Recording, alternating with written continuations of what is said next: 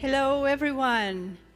Hello, everyone, and welcome. Welcome to the Eurocities Social Affairs Forum. It's wonderful to see all of you here in this brilliant city. Sun is shining, and there is some joy in our hearts. So thank you very much again for joining us. So the theme of this conference is, of course, as you know, caring cities, supporting solidarity, communities, and social welfare responsiveness in times of crisis. As I said, it's just wonderful to be here in person. My name is Shada Islam. I'm an independent EU commentator and analyst based in Brussels. It's my pleasure, my privilege to facilitate these 3 days of conversations amongst ourselves. Cities, the politicians of cities, the people of cities, and the public officials of cities have always been so much of an inspiration for me in my work as a journalist and also as a think tanker. So this subject, this issue is very dear to my heart. So this is, of course, as you know, the first online event in almost 3 years. And of course, it's the biggest forum yet organized by Eurocities as well. I think the last time all of us met, all of you met, I wasn't there, was in Warsaw in 2019 in October that year. So of course, you know, times have changed. We live in very, very challenging times. There is war in Europe, war on the borders of the European Union. We're coming out of a pandemic, and the war has come just as we thought there would be recovery after the pandemic. Indeed, what we face now is rising inequalities, poverty, food prices rising, cost of living rising. And of course, that gives a great deal of responsibility to the cities, to the politicians of cities. So we have a packed 3 days of inspirational speeches, city pledges, panel discussions, as well as site visits. And you'll be seeing a lot of me over the next 3 days, so get used to it. Just a few housekeeping rules before we start off. The session is live streamed, so hello everyone also joining us online from across Europe. It's wonderful that you can do so in our modern world. Interpretation is available from and to Spanish and English. Channel 1 is Spanish, Channel 2 is Catalan, and Channel 3 is English. And please, we want this to be interactive, so please go on social media and use the event hashtags, which are hashtag SAFBCN2022, hashtag inclusive cities for all on social media. Please go ahead and do that. Now, without further ado, it's my great pleasure to give the floor to Laura Perez, the Deputy Mayor of Barcelona, responsible for social services. Ms. Perez, the floor is yours.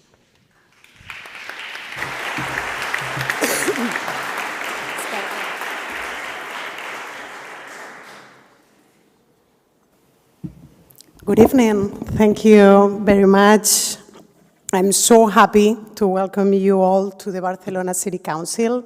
Welcome, representatives of the Social Affairs Forum. Bienvenidos, bienvenidas también las ciudades del resto del Estado espanyol. Benvinguts, benvingudes, per les que ens segueixen en el canal 3 del català. And today is a real honor for us that the first face-to-face meeting of the Social Affairs Forum after 2 years of severe pandemic is held in our city. I hope that you enjoy your stay in Barcelona.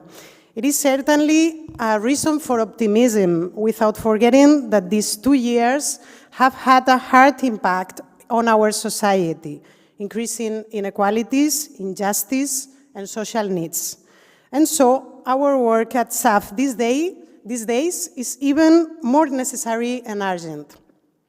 As if that were not enough, we are living in a time of multiple crises that are increasingly consecutive and interconnected.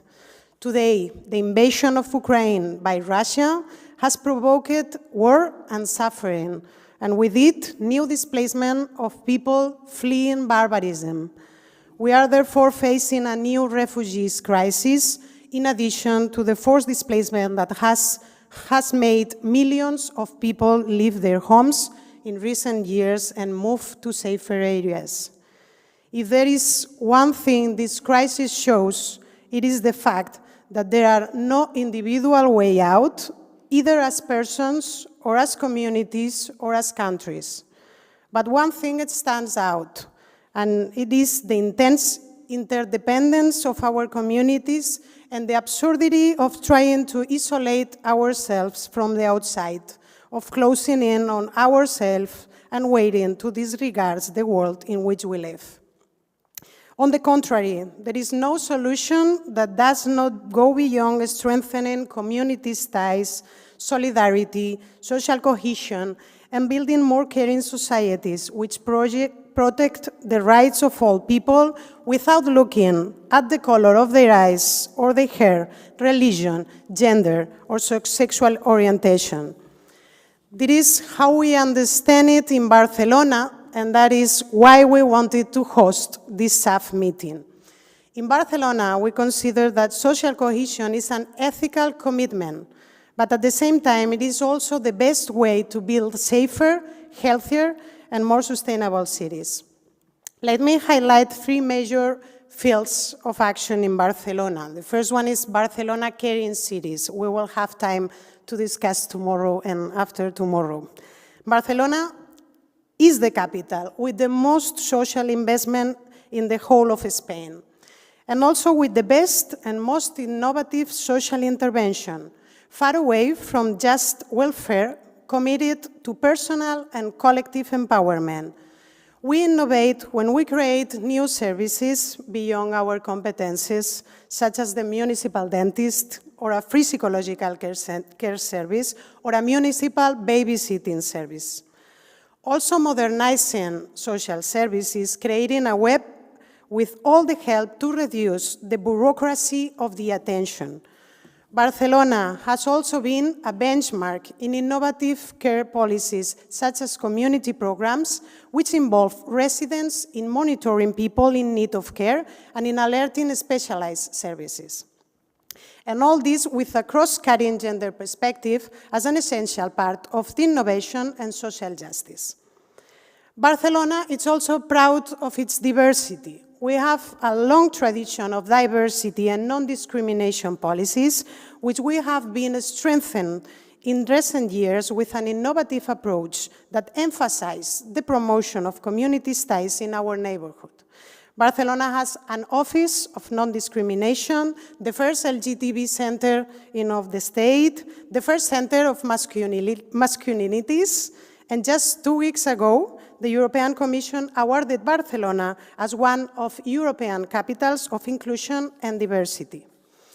Barcelona is a Mediterranean city located in a place of historical crossing of cultures, of a mixture that is a part of our identity. For our cities, diversity is not an issue to be managed, but a wealth that forms parts of who we are. Barcelona is a city of peace and refugee. We are committed to the importance of hosting all we need, those who need it without discrimination, whether they come from the war in Ukraine, Syria, or across the Mediterranean. In this sense, I would like to highlight the importance of articulating a voice of the local world in a situation like the one we are experiencing. That is why Eurocities is presenting a political statement today entitled Caring Cities, Acting in Solidarity with All Refugees. A statement that expresses its commitment to hosting refugees without distinction or discrimination, which guarantees equal access to right and protection for all, wherever they come from. This time, the European Union is supporting the cities to host refugees, and so it should be. But at the same time, we demand more European and state funds to strengthen social services and hosting policies quickly and directly in order to be able to tackle this monumental challenge, mainly by those cities with a higher number of people hosted. Eurocities has demonstrated its commitment and solidarity from the outset, exemplifying by our Eurocities Solidarity Cities initiative. Many cities in our network have been quick to mobilize solidarity actions and create support structures to accommodate people fleeing war, or to support those cities that are receiving more people. We are helping refugees to settle in and access education, training, employment, and other services, ensuring their inclusion and integration into our communities and neighborhoods. The European Union needs to build community policies on well-being, care, and diversity, because it is these policies that promotes well-being and equality. And certainly, the inclusive society we want for Europe cannot be built without cities and without counting on Eurocities. Thank you so much for being here, and above, congratulations on the very good work. Thank you very much.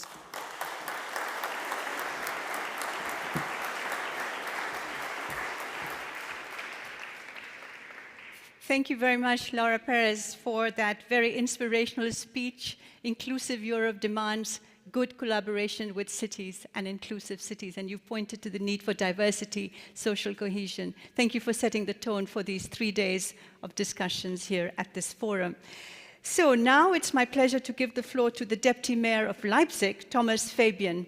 Thomas is a former chair of the Social Affairs Forum from 2015 and 2016. And that was the time, of course, when you had to act decisively because it was the so-called refugee crisis. And of course, you also set up the Solidarity Cities Initiative, which is going from strength to strength. So, Mr. Fabian, floor is yours. Estimada Laura, estimada Laia, muchas gracias per la invitación a Barcelona.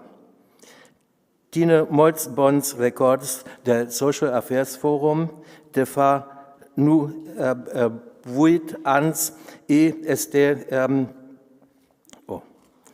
estic content de estar aquí de nou. També estic realment impressionant de la força i la templança amb què lluita con la justicia social. Una vegada més aprendrem de Barcelona i tornarem a les nostres ciutats amb nous estímulis i inspiracions per si la nostra feina.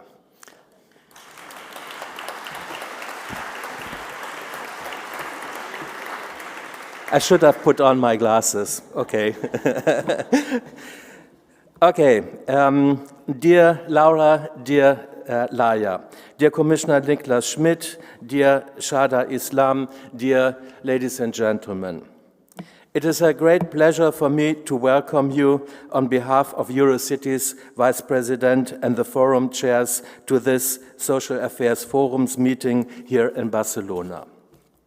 First of all, I would like to thank everybody involved from the city of Barcelona and also from Eurocities for organizing this event.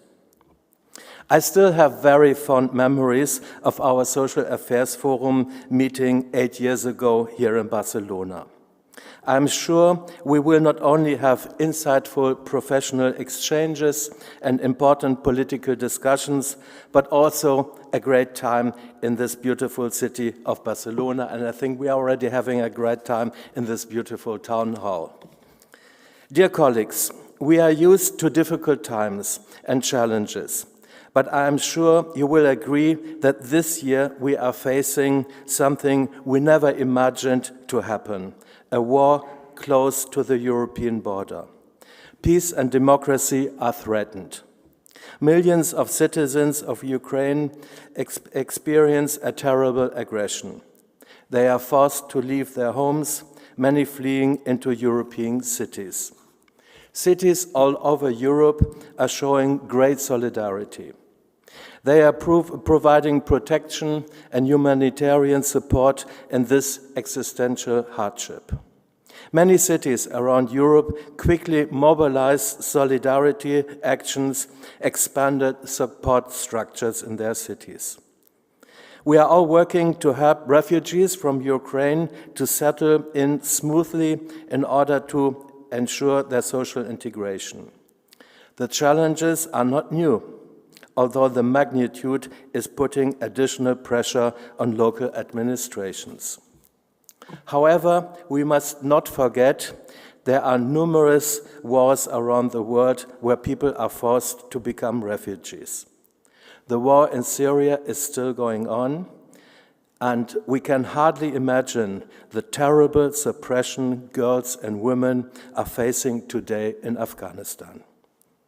Refugees from other war-torn countries are confronted with considerable difficulties in assessing their rights and receiving international protection.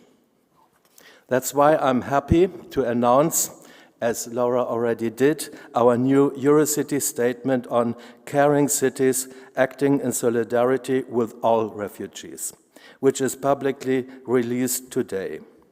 One of the key messages in this statement is the call for non-discriminatory equal access to rights and protection for all refugees. In response to the Russian invasion, the war in the Ukraine, the European Union has responded quickly and in a coordinated manner, which we haven't seen before, and consistent with democratic and humanitarian values. I think we all are, to see this as a window of opportunity for the European Union to ensure that all refugees, regardless of their origin and religion, color of their skin, gender, or sexual orientation, are receiving the same chances and have the same rights in all European countries. As cities, this has to be our key political demand, especially because most of us are so proud of the diversity, inclusivity, and vibrancy migration brings to our cities. Diversity has become a trademark of successful cities. Actually, last Friday, we had a conference in Leipzig of migrants' organizations, and the chair said, well, without us, your city would be boring. And I think he is right. The chair of the Migrants' Council in Leipzig is one of those who is cooperating very strongly with the town hall in Leipzig, and I am very happy that in Leipzig we are getting more and more migrants who make claims and raise their voices. Cities are places where individuals have the possibility to lead their way of life regardless of their color of skin, their disability, their religion, or their sexuality. I would like to point out that this Social Affairs Forum's host city, under the leadership of Ada Colau and her colleagues, has played an important role to become itself a city of refuge and an initiator for our already mentioned Solidarity Cities Network. Well, dear Ada, Laura and Laia, please give her this message. Thank you for all your efforts. In the context of solidarity, I want to make us remember that we all have a special responsibility because of our colonial past. And I have to say that our role in the world as Europeans still has a lot to answer for. European trawlers contribute to overfishing in West African waters. No wonder people have to leave their countries. European countries are raising imports of mineral resources from South America, where legal constraints are weak. And European plastic and electronic waste is dumped over floating West African and Southeast Asian landfills. But apart from our international responsibilities, we also have to continuously work on the elimination of poverty and homelessness, the fight against discrimination and gender equality, as well as the creation of barrier-free cities. Programs like Housing First are promising and innovative approaches in order to tackle challenges in housing. So far, the pledges from 46 cities within Eurocities to act on the principles of the European Pillar of Social Rights show how strong our commitment is to implementing these political goals on our local scale. Eurocities networks, and especially the Social Affairs Forum, will always fight for human rights, social justice, and political equality. Dear ladies and gentlemen, dear colleagues, I wish you all a wonderful and enriching conference and hope to meet a good number of you personally during the coming days. Thank you for your attention.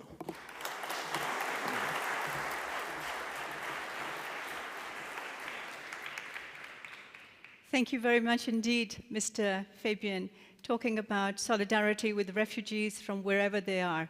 Thank you very much indeed for highlighting that point once again. Now it gives me great pleasure to introduce our keynote speaker, and that is European Commissioner for Jobs and Social Rights, Mr. Nicolas Schmit, who is joining us online. You'll be able to see him on this big screen along with me. So, Commissioner, wonderful to see you online. Yes. The screen is yours. Thank you very much, Shada, and dear Ms. Perez, dear Ms. Bonnet, dear Mr. Fabian. First, I must say I regret not to be with you. When I look at the marvelous town hall, I would very much like to be in Barcelona, in this beautiful city. But unfortunately, this has not been possible. But I'm feeling very honored to be invited to attend this Social Affairs Forum meeting of your cities. And especially the topic you have chosen, I think, is of essence also because we are living a very special moment. Caring cities reflects first the essential role of cities in social policies, in the broad field of care for people, care for the environment, care for people's well-being and welfare. Care is an important work because it sustains life, as it involves childcare, elder care, education, healthcare, personal, social and domestic services. And all of these have a strong local dimension. And therefore, I congratulate your cities to organize this forum and to work on the right solutions in a society where care has to be developed and strengthened. The pandemic has shown us not only the fundamental importance of care, especially also in the perspective of a more resilient society, because a lot depended on the strength of our care systems, be it healthcare or elder care or childcare, to show how our societies were able to resist to the pandemic. But now, and it has been mentioned already also by Mr. Fabian, that we are facing another shock, the war in Ukraine. And first, I think we have to express all our solidarity with the courageous Ukrainian people who is defending their right to be a free nation, a sovereign nation, but their fight is also for our rights, for our freedom, for our rights, for our values. And therefore, indeed, at the moment where millions of Ukrainians seek shelter in the EU, and especially a lot of mainly children and women, or people with long-term care needs, we have been able to mobilize solidarity actions, create support structures to welcome people fleeing the war, collaborating with civil society organizations. The Commission and the Member States have implemented the special protection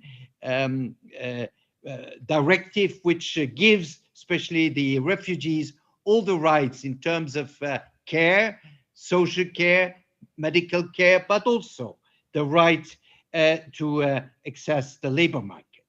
And I want first to thank all the cities, because a lot is done at the level of cities. I was in Warsaw and talked to the mayor of Warsaw, and he expressed precisely what the Polish citizens are doing in Warsaw and in other cities in Poland, because Poland is the country which has received by far the highest number of refugees.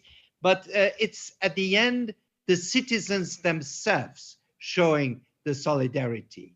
Many citizens receiving at their homes the refugees and giving them the protection and also the essential care, and especially also the housing they need.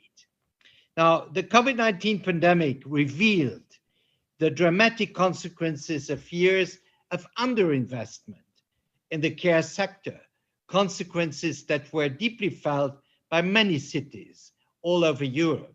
And all these trends point to the need to make our care systems fit or more able to address future challenges and underpinned by efficient and sustainable financing mechanisms. Care, I have said it already, concerns children at their early age, and therefore high quality early childhood education and care facilitates children's personal development and social integration, and later on their social and labor market outcomes, thus breaking the intergenerational cycle of poverty.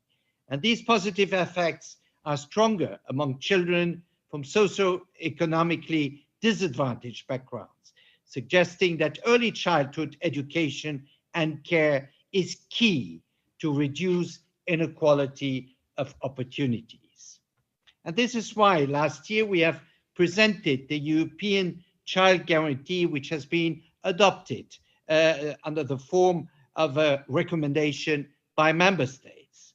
And this child guarantee makes sure that all children, and in particular all children in need across the EU, can have access to quality early childhood education, care, quality nutrition, and healthcare. And I want at that also thank Eurocities who have been involved in the preparation of this child guarantee. And you have worked and you have published a Eurocities study, Fighting Child Poverty in European Cities, Lessons from Cities for the EU Child Guarantee. And these ideas have been taken largely into account when we drafted the guarantee. But now we are at the new stage, and the new stage is implementation. And again, when we want to efficiently fight child poverty, when we want to develop inclusive policies, these challenges largely have to be faced and responded to by cities, by the different infrastructures and policies at the city level. At the same time, having access to quality childcare, it is equally important for parents who often struggle to combine care and work responsibilities.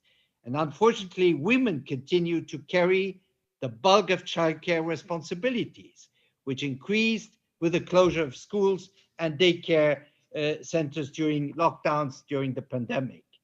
And therefore, this child guarantee is also a contribution to gender equality. I think this is extremely important especially in the context of good childcare services. And we are in Barcelona, and there are the Barcelona targets, where precisely for the first time, quite a number of years ago, it was in the 90s, these targets were adopted to push member states to improve the childcare services, not just for the better of the children, for better opportunities for children, but also and mainly also to implement and to realize gender equality and women's role, not only in the labor market, but in general terms in the society. Long-term care is another important issue. Elderly citizens or people with disabilities need care support. While there is strong agreement on the principle that everyone should have access to high quality and affordable long-term care. In reality, even before COVID, many people in need could not access the care, and especially the quality care they need. For instance, in 2019, only around a quarter of people with severe difficulties with personal care or household activities were receiving home care. And these services are simply not available, or they are too expensive or not adapted to the specific care needs. And again, here, cities very often have to organize these services. And as a result, informal carers, mainly family members, and again, most often women, have to take on a large share of care provision. The value of care provided by informal carers is estimated to be around 2.7% of the EU's GDP, and in many countries, it is greater than the public investment in this sector. Often, informal carers have to reduce their working hours or drop out of the labor market completely. And again, as we said, the majority are women, with all the consequences on their pensions and on their living standard. And this contributes, again, to gender pay and pension gaps. Another challenge concerns quality in long-term care. We have all seen the recent revelations in France and Belgium, as well as the tragic reports during the COVID times. Unfortunately, quality is often overlooked or sacrificed for the sake of cost saving, and I have to say, of profit making, which is really a big issue and an unacceptable issue. In many member states, quality standards are basic, usually limited to residential care and clinic outcomes, and sometimes even when in place, they cannot guarantee dignified caring environment. Yet, it is possible to think positively and consider the opportunities that this sector offers due to its economic impact, a major job creation potential. 6.4 million people work in the long-term care sector, and up to 7 million job openings are estimated to arise by 2030.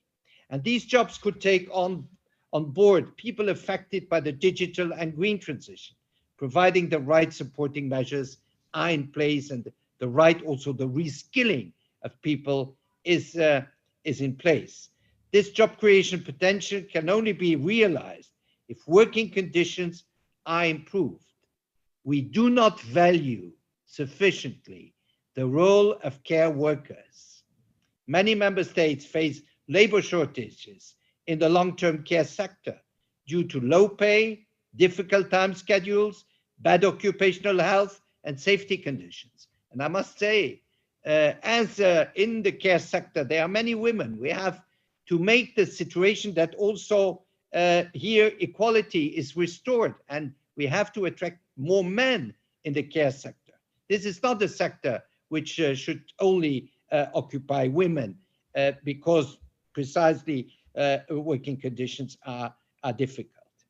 We all have seen the essential role of care professions during the COVID, and we have applauded the staff, but they need more than applause. It is time for action, better working conditions, better wages, reinforced social dialogue, more collective agreements, more collective bargaining should be pursued with full determination.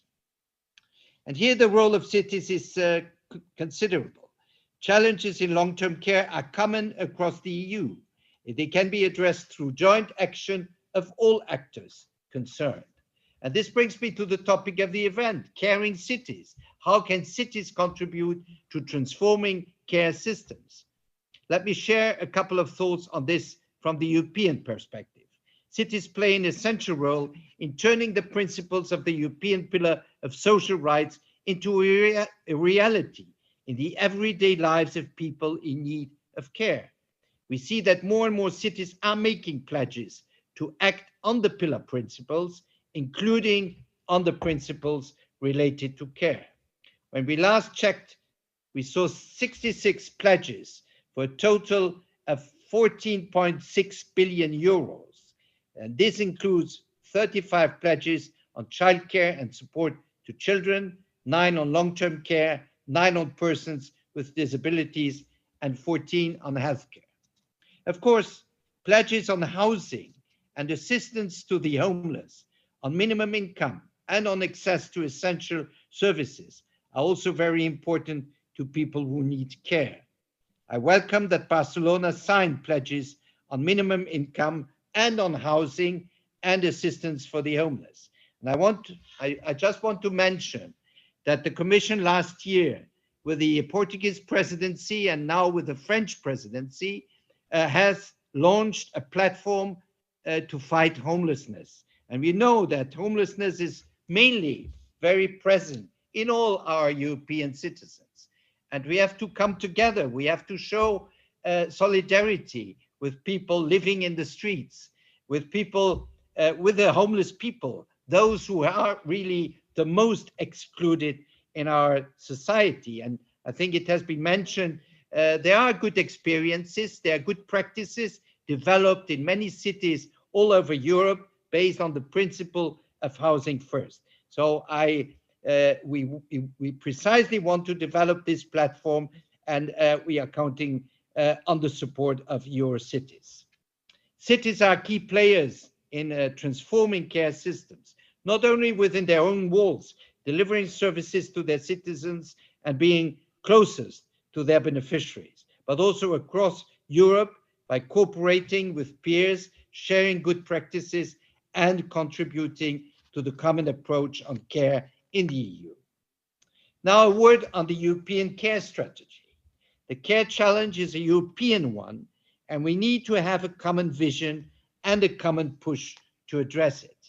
The European Pillar of Social Rights laid down the basis for our common vision on a number of social rights, including the rights to childcare and long-term care. Last September, Commission President Ursula von der Leyen, in her State of the Union address, announced a European care strategy to support women and men in finding the best care and work-life balance for carers. The strategy will be firmly anchored in the social pillar and the gender equality strategy. It will also build on the debate launched by the Green Paper on Aging. And during the consultation, we received clear feedback on the need for an integrated approach to long-term care that is accessible, affordable, and of high quality. And this entails improving the availability of formal long-term care services and social protection coverage for long-term risks, while keeping the focus on the person in need of care in all care settings. The initiative will consist of a Commission communication accompanied by 2 proposals for Council recommendations to guide policy reforms in early childhood education and care and long-term care. The care strategy will therefore address today's and tomorrow's generations and highlight the social and economic value of care. On long-term care, the strategy will set a framework for policy reforms to steer the development of long-term care that ensures better and more affordable access to quality services. To achieve that, we need to step up social protection for long-term care risks and encourage investments in this area. We need to enhance the quality of services and foster person-centered approaches across all types of care settings. We have to alleviate the burden on informal carers, including by stepping up provisional or formal services and provide them with adequate support measures. And to attract more workers to this sector, we need to support skills development and ensure better working conditions and wages. Social dialogue, collective bargaining, as I said already, will play in that respect a key role. EU funding, including the European Social Fund Plus, can support the implementation of the European care strategy.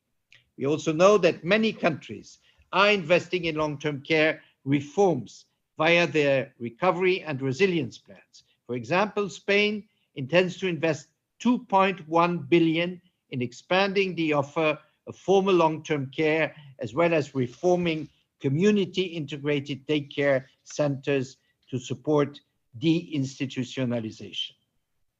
The European Care Strategy will also address childcare in line with its life cycle approach. I would like to say that one of the key elements will be, as I already mentioned, the revision of the famous Barcelona targets on early childhood education and care. This just shows that as our economies and societies change and evolve, we need to transform our policies, our social policies, our prevention policies also. We are now in the final preparatory stages of the European Care Strategy.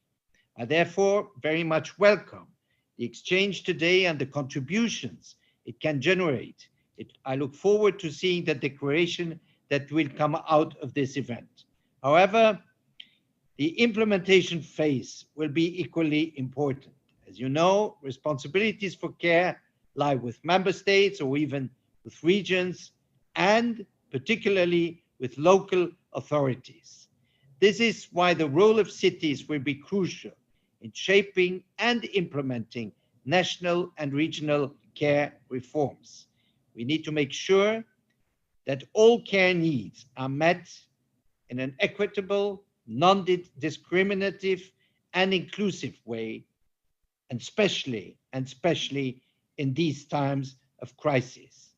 And therefore, I strongly believe that cities can contribute and will contribute to achieving these objectives, and I look forward to the debate on how this can be done, and especially with your experience, how you are already doing it.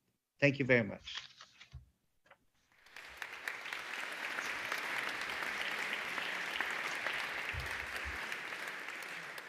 Thank you very much indeed, Commissioner. Thank you very much indeed also for giving us some elements of the European Care Strategy, the upcoming strategy. Now, you've been very kind, and you've said you're willing to take a couple of questions. So do you have time to stay and get those questions? So I've been told that there's already interest in taking questions from some of you here, some participants, and I'd like to give the floor first to Mr. Tomasz Baktua, Director of Social Welfare Services in Warsaw. Please ask your question. Thank you very much. Dear Commissioner, my name is Tomasz Baktua. I work for the city of Warsaw. You've seen how we deal with the refugees, how we trying to support them, how our program look like. And our support program is at the moment based on the international organization, and obviously that kind of money will stop within 6 months or something. And please forgive me for the simplicity of my question, but do you see any chance for the special line for the cities to apply? Because from my experience, from the decision of the Commission to the national governments and to the regions, we end up with the sources after a couple of months, if not years. So do you see any chance for fast track or something for cities directly to the Commission? Thank you.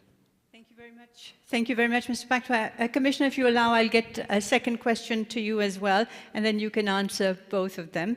Let me turn now to Niels Tubing, Coordination of International Social Affairs at Amsterdam. So please. Thank you, Commissioner Smit. My question is a little bit in line with what Thomas was asking. I'm also the chair of the Migration and Integration Working Group of Eurocities, and I love how you mentioned a couple of times the importance of cities in providing care to its citizens. And I think also the partnership for integration and inclusion of migrants and refugees is also a good example where the Commission, together with member states and cities, have a seat at the table and talk about integration measures.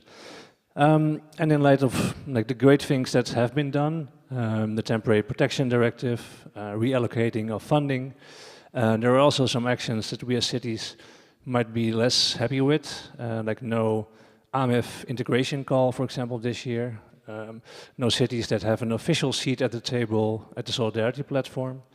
So when you look at the future and you talk about the care strategy for the long term, for example, the long-term care needs of Ukrainian women and children, What is the Commission proposing to put on the table, like for the long term, the medium and long term measures to directly assist cities to go, like not only to the national member states, but especially cities that directly need the money and so often know better how to use the money sometimes than the member states? Thank you very much. Thank you. Thank you to both Mr. Pactois and Mr. Tubing. So, Commissioner, I give you the screen back again. Yeah, thank you very much for these questions. And I mentioned that I met a few weeks ago the mayor of Warsaw, and we discussed precisely these issues. You know that the Commission has now put at the disposal, but at the disposal of member states, about 17 billion euros to finance the reception and the care for refugees. But the issue, I think, which you are pointing to is this money goes to the member states. And because our direct partner, correspondent, are the member states. That's how the whole system is organized. And I can tell you, more and more, I become aware that there is something which is not anymore up to the realities on the ground, because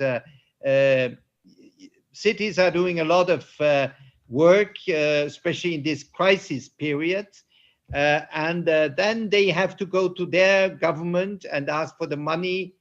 And I would not like to mention the different political aspects which may occur in this context.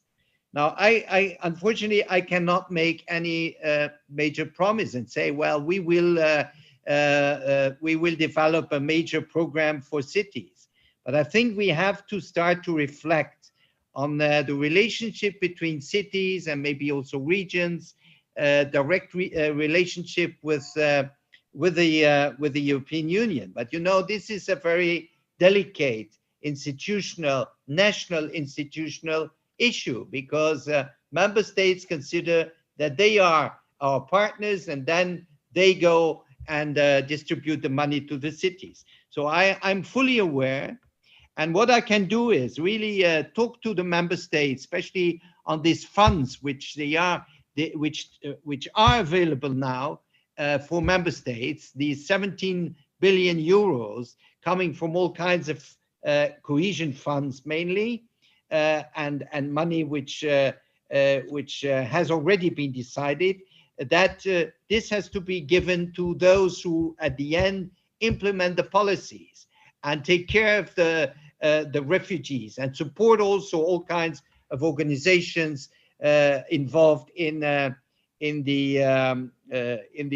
care of refugees. So I'm a bit disappointed with my own answer, but unfortunately I am tied with rules which were established, and probably member states are not, or many member states, perhaps not all of them, but many member states are not so much eager to change them. But I think this is a topic we have to discuss, how far we involve more regions and especially also cities in the implementation of policies, and that means also in the funding of these policies, the European funding of these policies. Thank you.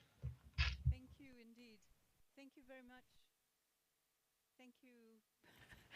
Thank you very much indeed, Commissioner, for your honesty and frankness, and also a commitment that you've made to take this discussion further with member states. I think that is something that's important for us to hear. Thank you very much indeed, Commissioner, for joining us. And we wish you were here, but have a good evening in Brussels.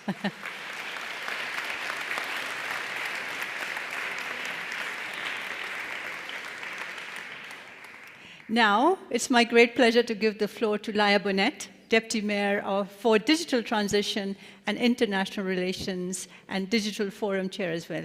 Laia, the floor is yours. Thank you.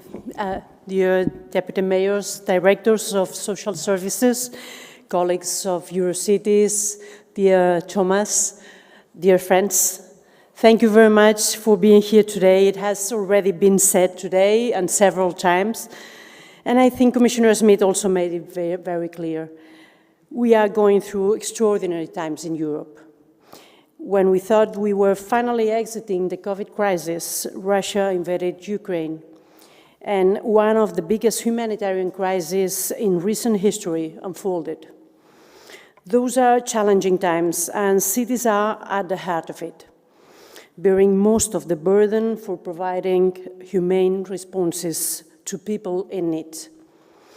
When the pandemic took its full scales, we cities rightfully called for an approach to the socio-economic crisis radically different from 2008. We succeeded, and that resulted in a federal social European response, the Next Generation EU funds. However, Next Generation EU funds are also exposing European failures in taking on board as full political actors the level of government closest to citizens. That is us, local governments. We asked to directly manage a share of the recovery funds to address the effects of the crisis on the ground. But we were not in the decision-making table, and we have been given the role to implement decisions made by others. This is not how a European Union close to its citizens looks like. And we cannot afford this happening again and again when it comes to welcoming refugees, as our colleagues from Amsterdam and Warsaw have made clear. A social response to the humanitarian crisis we are going through necessarily involve three conditions. Cities must be allocated adequate EU and national funding to strengthen local social services and coordinate the response of civil society in welcoming refugees. We must be listened to by EU and national authorities in those tables where decisions about receiving refugees are being made. And finally, of course, a rights-based, non-discriminatory approach to migration is absolutely needed. For that, we cities must organize ourselves. We must be able to share experiences, to build joint political positions, to defend them towards EU institutions, and to build personal bonds among each other. This is particularly important after a pandemic that has, at the very least, hindered in-person contact between people working together. And that's why we in Barcelona are so happy to host this first in-person meeting of a Eurocities Forum after the pandemic. I would like to thank colleagues in the International Relations and Social Service departments for setting up a formidable program for this forum meeting. And I'm sure it will not only allow for working productively, which we should, but also to enjoy the city and build the kind of personal relationships you cannot with a screen in between. I wish that you all enjoy our city and in Barcelona and get the work done during these days for a more caring Europe, but also, as I said, enjoy the city during these days. So I hope this will be very, very interesting days, and above all, I hope that the result of these debates lead us to a better place as cities and as we all want. Thank you very much, and thank you for being here.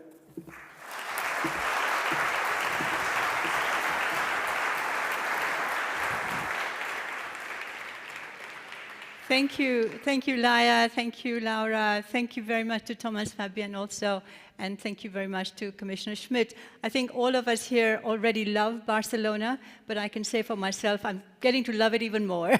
So thank you very much. To learn about Barcelona, a caring city, that really does touch my heart. So thank you very much indeed. So that brings us to the end of the opening session, and now there's the official dinner as well.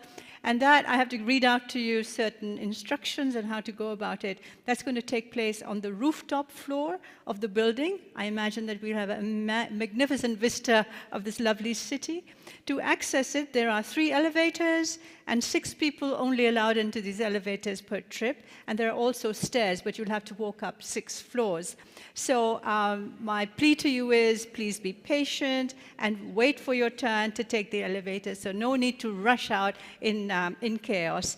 So, and the capacity is limited as well. So walk slowly, get there, and look forward to seeing you upstairs on the 6th floor, the rooftop. And once again, thank you very much for joining us, and thank you also to the hosts for hosting us. Thank you. Bye-bye.